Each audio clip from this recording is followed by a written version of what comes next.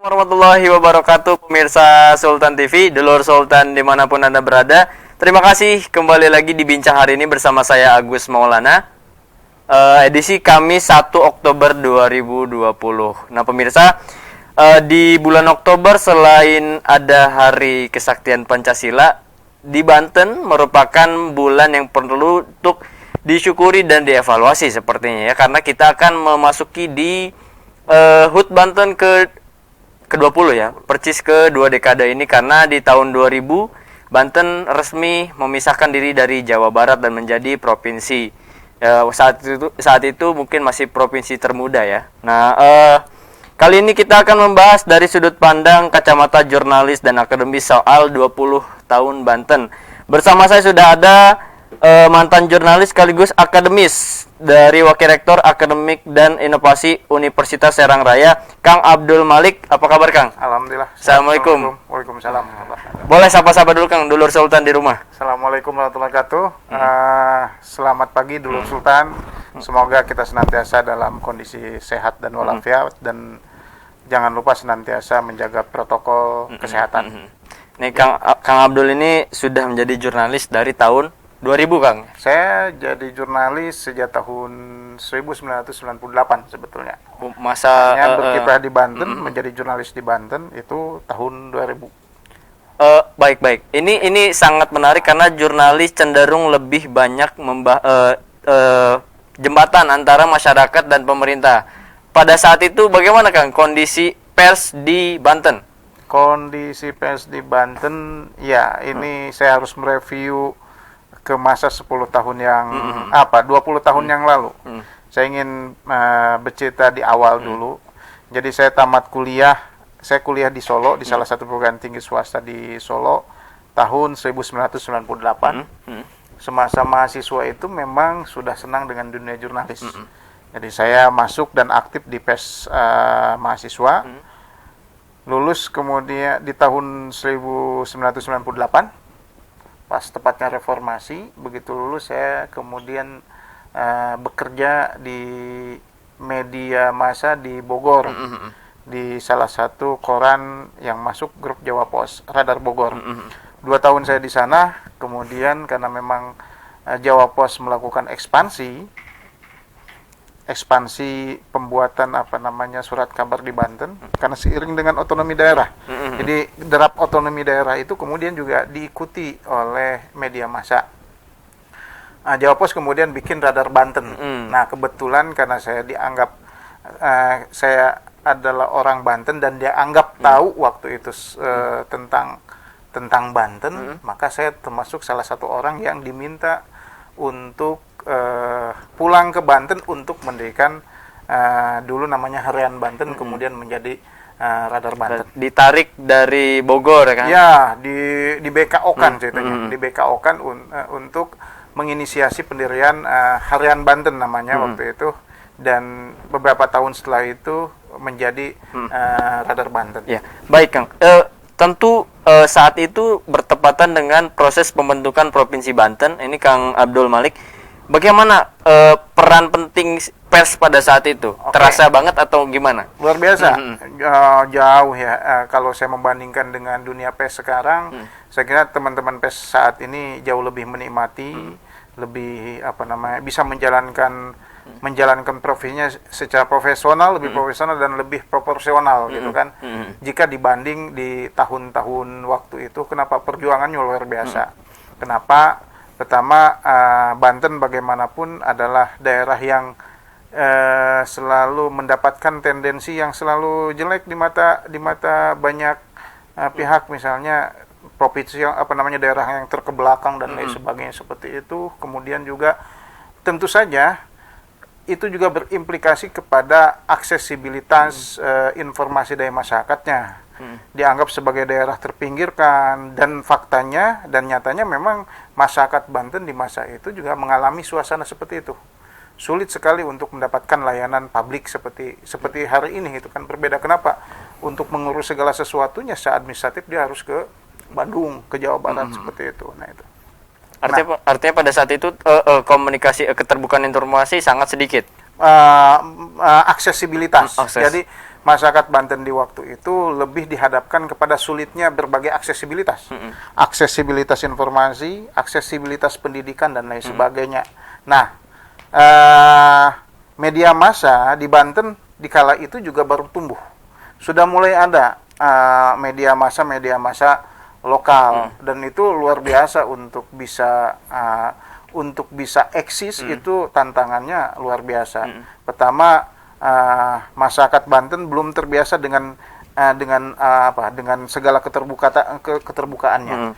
Elit-elit politik juga belum cukup terbiasa dengan kebebasan pers dan lain sebagainya. Nah, dalam perjalanannya, dalam praktek kita melakukan tugas-tugas jurnalistik, kerap kali dihadapkan dengan persoalan-persoalan yang disebabkan oleh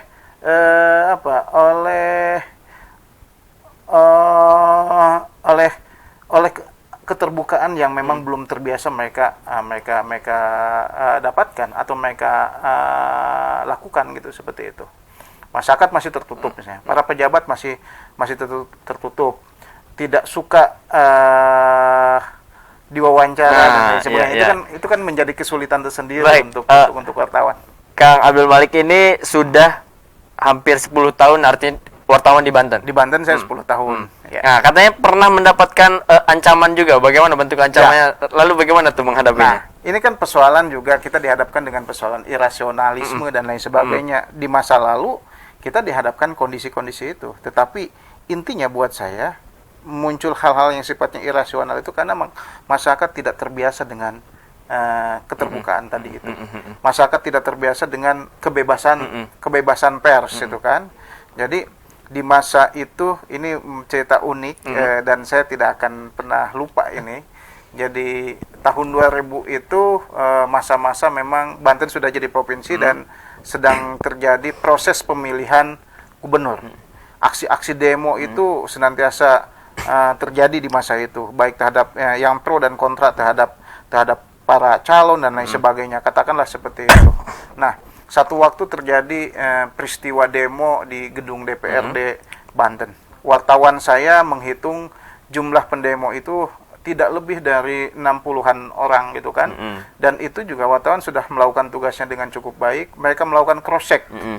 Mereka melakukan cross check kepada polisi dan intel. Di situ juga kan ada wartawan kami juga langsung meng-cross check berapa jumlahnya kepada aparat keamanan di situ.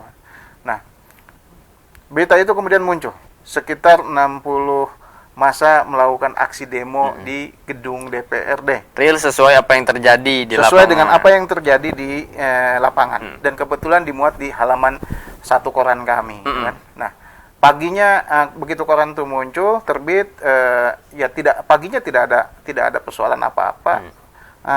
Ya aman-aman saja, karena kami menganggap berita peristiwa tersebut juga tidak ada sesuatu yang membahayakan gitu kan.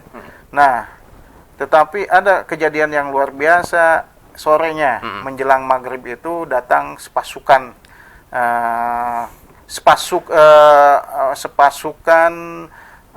sambil membawa golok ya, lumayan tajam gitu kan. Satu hari setelah tayang berita ya, pas pada hari belum satu hari ya, berita itu tayang gitu kan.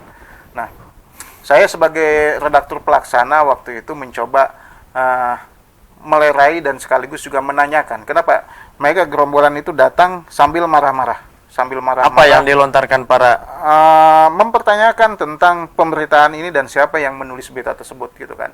Nah, kita juga heran, aneh itu kan, kenapa ini, ada apa dengan berita ini gitu kan. Saya coba maju dan bertanya kepada salah satu dari mereka gitu kan. Saya bilang, ini ada apa, dan ini bisa kita selesaikan dengan baik-baik, tidak dengan jalan kekerasan. Belum sempat saya bicara seperti itu, belum selesai saya bicara seperti itu, saya langsung didorong tepat ke ke tembok. Disudutkan. Jadi disudutkan. Jadi sudah seperti kambing atau ayam yang akan siap dipotong ya. Sudah siap dipotong. Jadi ini sudah begini. Baik. Nah, waktu itu jujur tidak ada rasa ketakutan. Cuman yang di sini terasa dingin saja, Dari si seperti besi itu ya. Padahal kalau ingin tahu sebetulnya saya 2 hari lagi itu akan menikah gitu kan. 2 hari lagi saya akan Baik. menikah. Ini saya coba pegang begini, oh iya ternyata memang ini tajam dan ini golok gitu kan. Sehari 2 hari pasca peristiwa itu saya merasakan masih belum takut. Tapi setelah 3 hari kemudian muncul yang namanya rasa traumatik melihat golok seperti itu gitu kan. Nah itu. Jadi Singkat cerita ketika ditanya kemudian ini kan usut punya usut, kita nanya gitu kan, apa yang menjadi tuntutan mereka, apa yang menjadi alasan mereka datang ke sini. Mereka bertanya, kenapa berita ini ditulis 60 orang? harusnya Nah, ingin berapa? akhirnya kita nanya, emang pingin berapa? Kami minta besok ditulis lagi beritanya menjadi 2.000 orang, bukan 60 orang. Oke. Karena memang situasinya kita sudah dalam kondisi terdesak. Oke. Pers teman-teman tidak punya daya gitu kan. Kita juga ya itulah independensi dan lain sebagainya, kita diuji di situ, tantangan dan lain sebagainya. Akhirnya ya dengan sangat terpaksa. Karena kita juga Redaksi takut, dirubah. besoknya kita ubah menjadi sekitar 2.000 orang, bukan Baik. menjadi 60 Kang orang. Abdul, saya melihat bahwa fenomena ini ada gegar budaya seperti dari pemerintah saat itu. Bukan pemerintah ya, tetapi gegar budaya Mungkin dari seluruh masyarakat. Ya masyarakat termasuk juga elit. Elit-elit kultural, elit-elit politik dan kekuasaan yang biasanya mereka tidak pernah misalnya atau tidak pernah mendapatkan kritikan, tiba-tiba dengan kebebasan pers itu siapapun bisa bicara. Siapapun bisa memberikan masukan, siapapun bisa mengkritik. Nah, para elit atau masyarakat kita yang tidak terbiasa jadi kaget. Nah, karena kaget kemudian ya tadi itu. Butuh waktu berapa lama, Kang, untuk masa transisi agar masyarakat ini memahami soal informasi? Soal kebebasan. Kebebasan. Memahami dan menghargai kebebasan, saya kira saya tidak tahu butuh waktu yang berapa lama, tetapi begini. Tetapi memang prosesnya memang harus berjalan secara alami.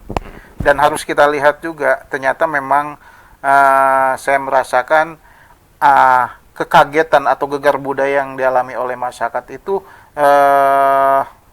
erat kaitannya dengan persoalan aksesibilitas tadi itu.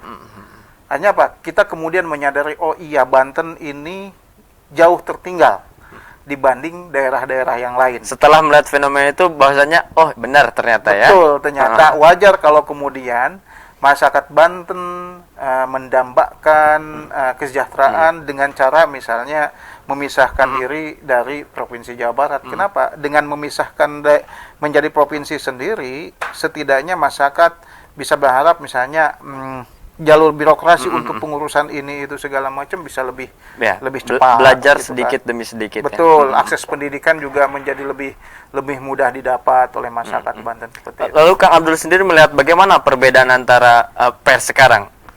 Selaku senior wartawan gimana? Iya, saya merasakan memang jauh berbeda. Kalau dulu misalnya media massa, saya nggak tahu sekarang. Ya paling tidak gini, saya merasakan menjadi wartawan di masa lalu begitu membanggakan. Sekaligus juga tantangannya, tetapi tantangannya juga sangat banyak. Tadi itu diancam golok dan lain sebagainya gitu kan. Tapi di sisi yang lain gini, tantangan yang dihadapi sekarang adalah apa? Bedanya lagi adalah apa? Teknologinya berbeda. Kalau dulu orientasi menjadi wartawan tuh medianya adalah media cetak. Sekarang media cetak sudah mulai ditinggalkan. Orang kemudian beralih ke media online, Digital, bahkan digital ya, serba digital. Sehingga apa? Tantangannya juga tentu saja akan berbeda. Di masa lalu kita untuk wawancara dengan si A, si B atau tokoh-tokoh tertentu misalnya atau pejabat dan lain sebagainya, susahnya minta ampun. Kenapa? Kita tidak tahu nomor HP dan lain sebagainya. Sekarang tanpa kita tahu nomor kontak dan lain sebagainya, mudah kita bisa hubungi mereka narasumber tersebut di media sosial dan lain sebagainya, dan tanpa harus kita mendatangi langsung. Baik, ya. Kita bisa melakukan wawancara dengan dimediasi oleh media sosial dan media-media yang lain seperti itu. Kalau dulu juga wartawan misalnya harus dibagi wartawan tulis, kemudian wartawan foto dan harus bawa kamera. Sekarang tidak harus bawa kamera. Sekarang bisa rangkap semuanya ya. Bisa rangkap semuanya. Kenapa? Era sekarang adalah era konvergensi ya, dipadukan semuanya gitu kan. Nah itu. Nah, tantangannya adalah saat sekarang kalau menurut saya adalah wartawan hari ini di balik segala kecepatan dan kemudahan itu, wartawan harus harus jauh lebih memiliki berita-berita yang mereka produksi, mereka yang buat harus lebih memiliki nilai manfaat buat harus lebih berkualitas. Harus artinya. lebih berkualitas. Nah, Kang Abdul ini juga sebagai akademisi, ya, wakil rektor bidang akademik dan inovasi Ya. di pendidikan ya. Di bidang akademik dan inovasi. Nah, baik, itu boleh. Kenapa dari jurnalis pindah ke akademis atau memang basicnya sudah akademis dari pas jadi jurnalis? Bagaimana? Kak? Pertama saya ini saya nggak tahu, ini yang jelas saya tersesat. Tapi insya Allah Tersesat. di jalan yang benar Iya. ya. Tersesat di jalan yang benar. Kenapa? Mimpi saya sejak dulu adalah menjadi wartawan. Tidak pernah saya punya mimpi untuk menjadi seorang dosen gitu kan. Tidak pernah membayangkan, bahkan termasuk juga lebih-lebih membayangkan saya kemudian menjadi dekan. Saya jadi dekan di FISIP di Unsea selama 7-8 tahun. Setelah itu jadi wakil rektor. Ini juga sama sekali tidak pernah ada dalam bayangan. Mimpi pun juga tidak gitu kan. Saya hanya menjalaninya secara alami saja. Hanya memang begini, keinginan untuk belajar itu begitu kuat gitu kan. Jadi saya selain menulis berita, tapi saya juga senang menulis agak lebih serius itu kan, tulisan-tulisan serius. Bahkan saya waktu di Radar punya kolom khusus yang saya isi setiap minggu sekali, bahkan dibukukan seperti itu. Terus kemudian yang kedua juga ada rasa cinta. Jadi menjadi wartawan itu harus juga dilandasi oleh kecintaan terhadap daerah.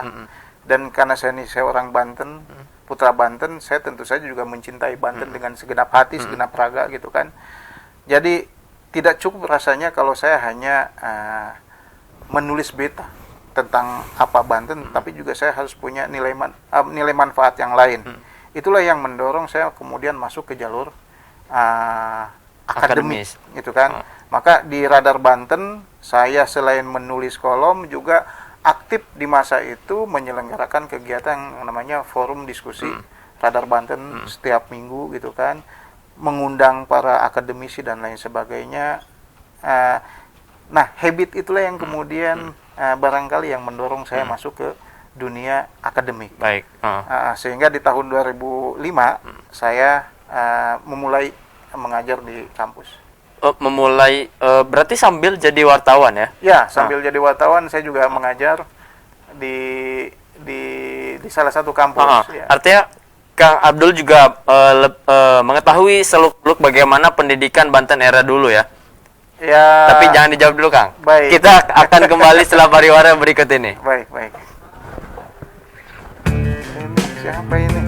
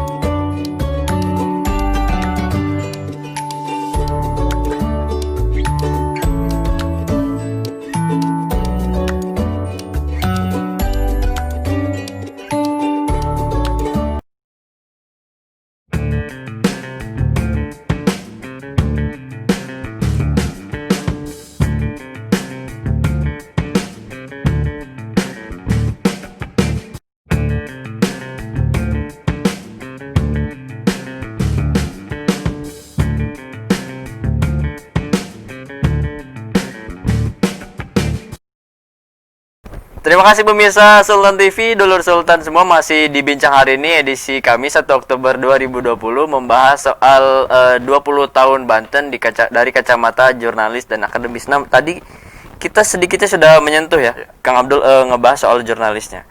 Kang Abdul ini sebelumnya di rubrik apa Kang? Pas di jurnalis di Banten. Saya karena dulu langsung menjabat sebagai redaktur pelaksana, saya tidak menangani satu atau dua rubrik, tetapi yang satu saya punya tanggung jawab penuh terhadap halaman satu. Baik, Kemudian yang kedua juga memanage ruang redaksi. Jadi besok itu mau menampilkan apa itu di bawah koordinasi katakan saya sebagai apa namanya redaktur pelaksana. Baik. Nah itu. Kang Abdul berarti fokus juga tadi di pendidikan Banten. Ya. Bagaimana Kang? Boleh diceritakan ke dulur Sultan yang ada di rumah, bagaimana kondisi pendidikan Banten di era awal?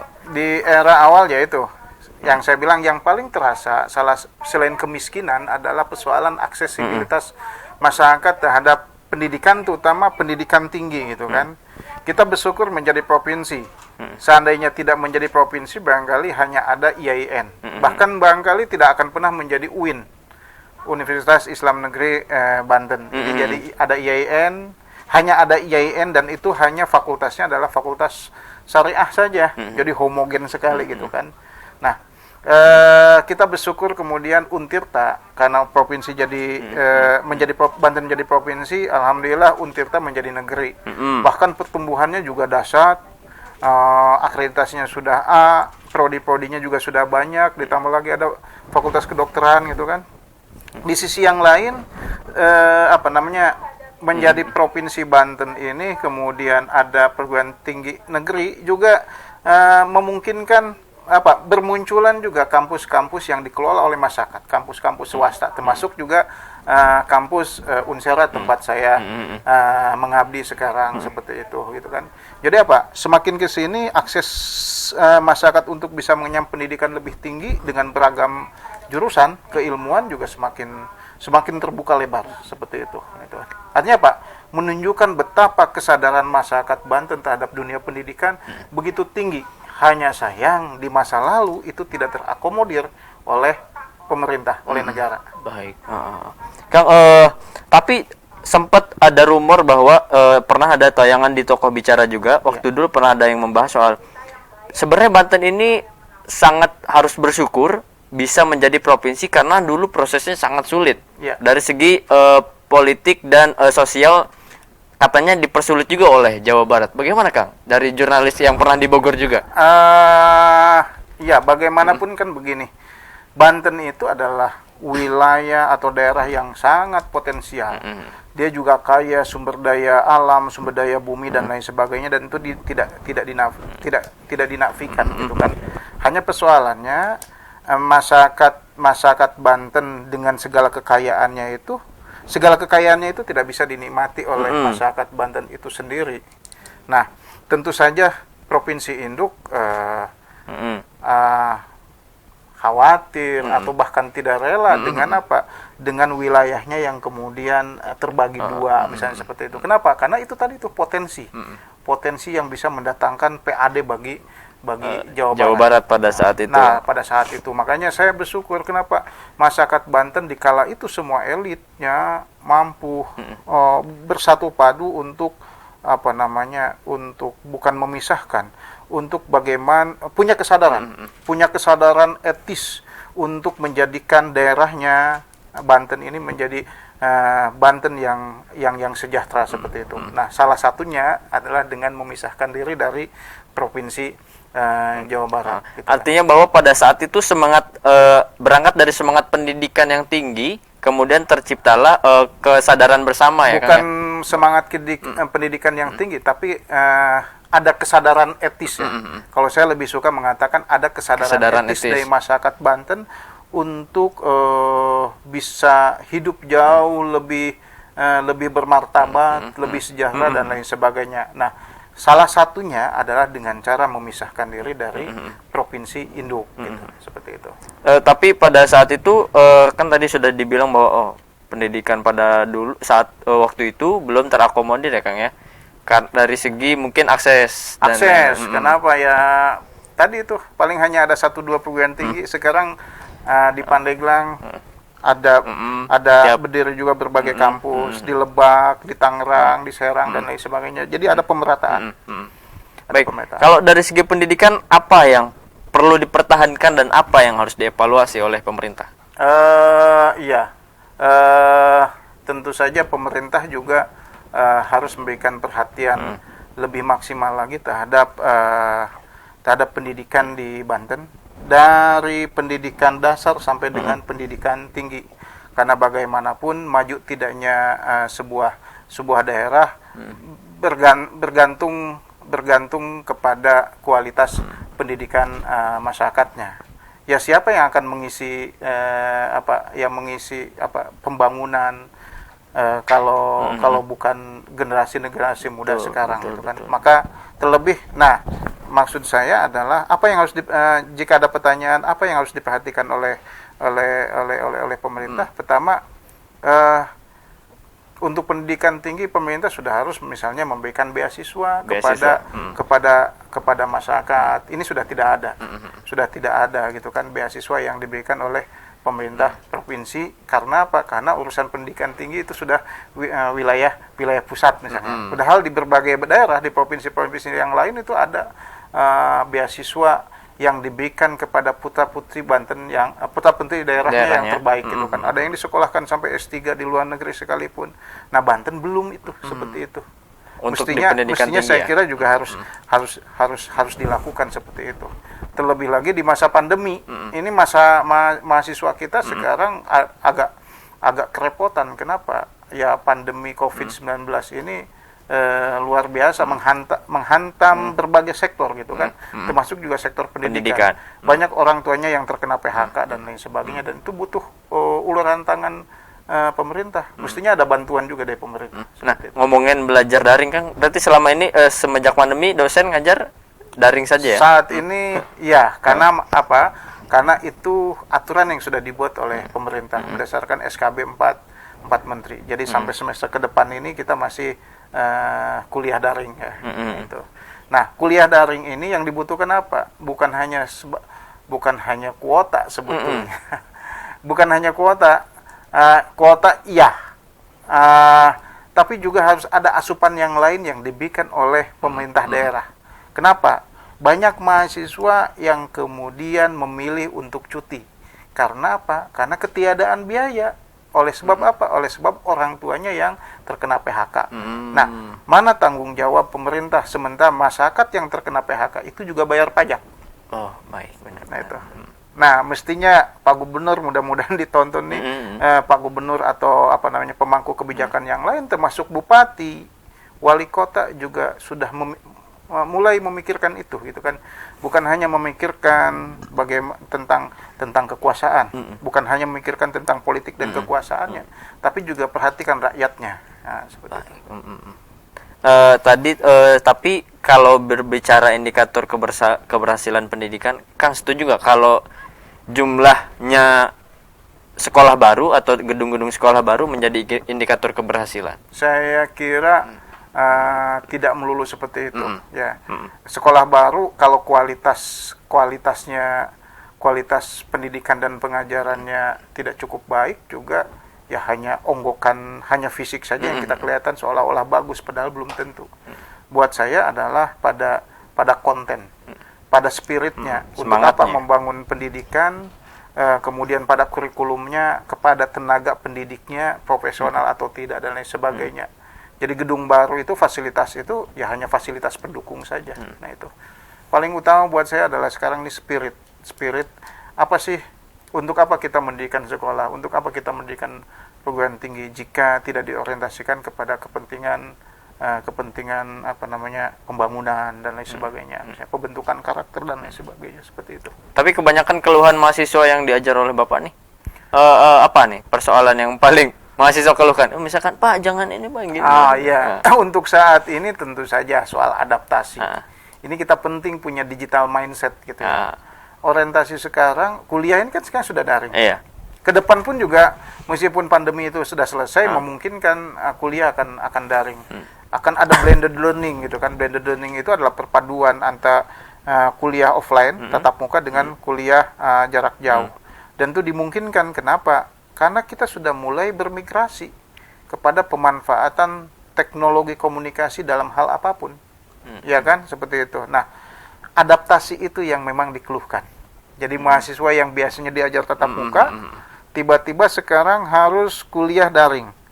Itu berbeda situasinya, tantangannya dan lain sebagainya. Nah, keluhannya itu begitu, Pak, kapan? Nah, keluhannya adalah antara lain, Pak, kapan kita kuliah tatap muka lagi? Saya sudah kangen kampus. Oh, gitu ya. Kok kuliahnya begini saja, Pak, gitu kan? Nggak seru dan lain sebagainya. Itu tantangan utama saat ini ya, yang dihadapi oleh baik dosen maupun mahasiswa. Gitu. Ya Kang, ini namanya pandemi, kita nggak bisa prediksi ya. Berarti otomatis belajar daring juga belum tahu sampai kapan selesai. Tapi kan banyak kasus juga yang terjadi, bahwasannya ada yang orang tua membunuh anaknya gara-gara pusing mengontrol si anak, susah diajarkan untuk belajar daring. Bagaimana komentar Anda, Kang? Saya melihat begini, apapun musibah atau segala apapun yang terjadi itu tidak terlepas dari hikmah ya. Katanya kalau orang yang cerdas, orang yang punya kapasitas intelektual yang cukup baik, senantiasa bisa mengambil hikmah dari setiap kejadian. Nah, pandemi ini pun juga mestinya juga bisa diambil hikmah buat kita. Apa? Dunia ini kalau menurut saya membutuhkan yang namanya harmonisasi.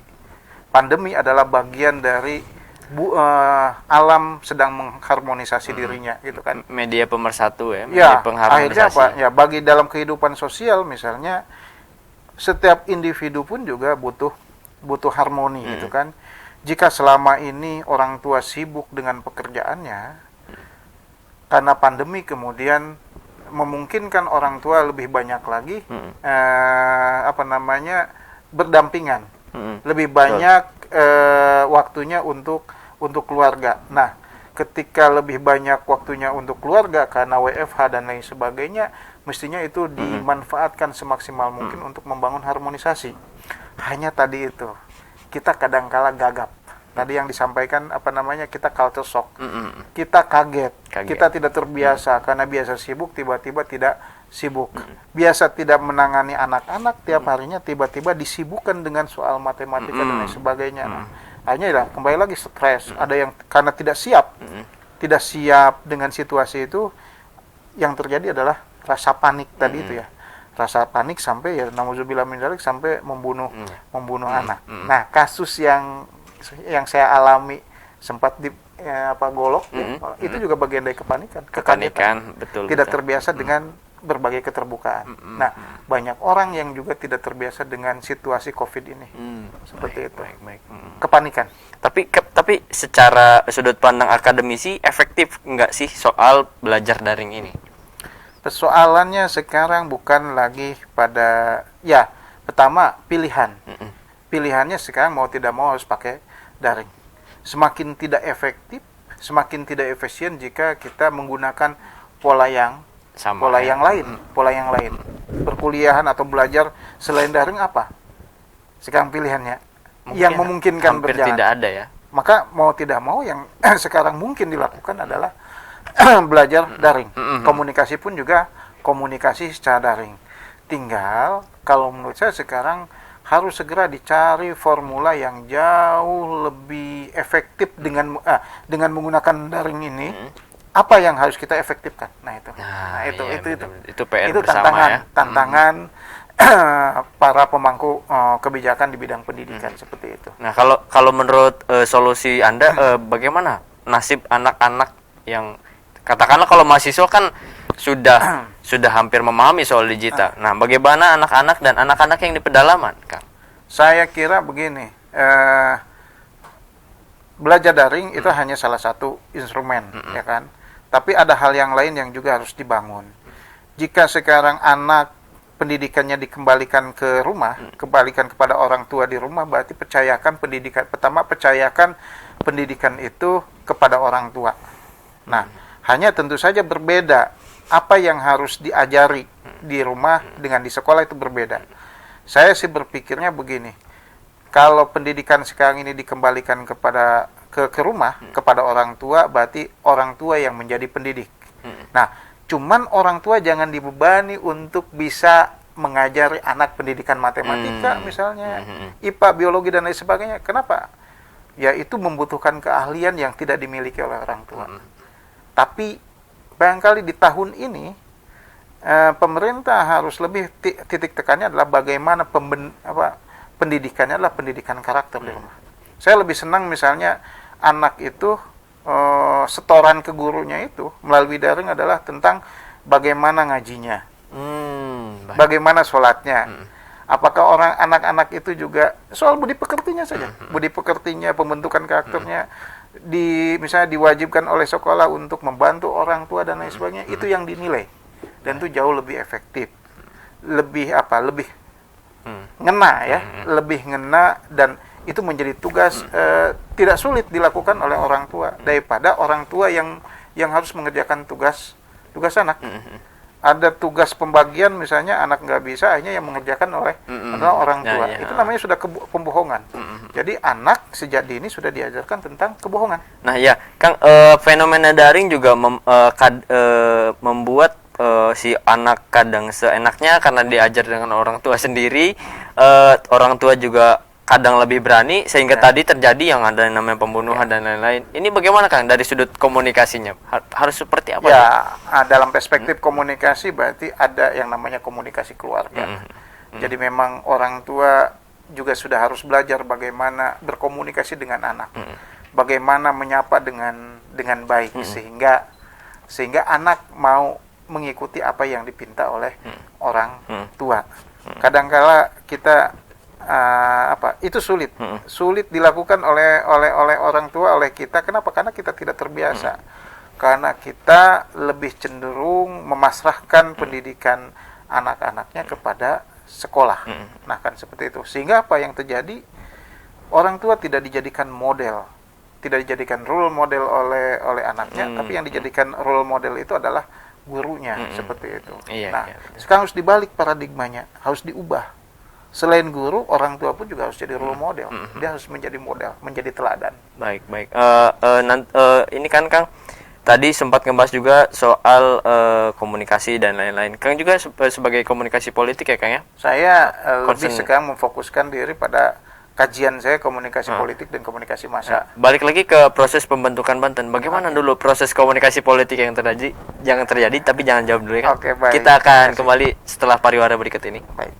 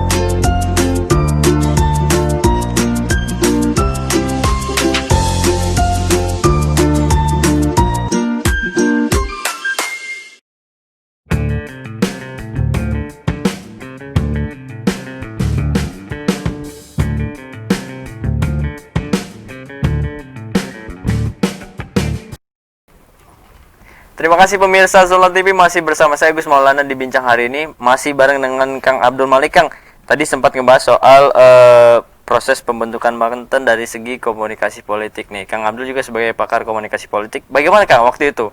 Hektiknya gitu. Ya menarik lah. Jadi pertama yang namanya apa? Politik itu kan tidak terlepas dari komunikasi. Jadi tidak ada politik kalau tanpa ada komunikasi ya, gitu kan. Iya.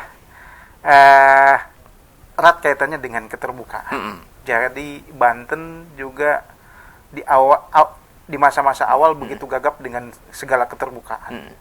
Jadi komunikasi politiknya pun juga gagap dan banyak yang diselesaikan, misalnya punten tadi tadi kan dengan kekerasan gitu kan, seperti itu.